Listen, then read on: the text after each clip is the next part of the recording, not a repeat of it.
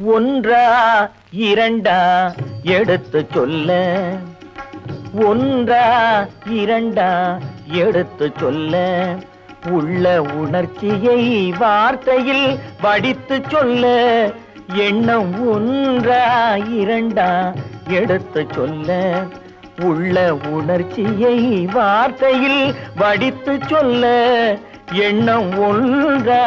இரண்டா எடுத்து சொல்ல. உயிரா உடலா பிரிந்து செல்ல, உயிரா உடலா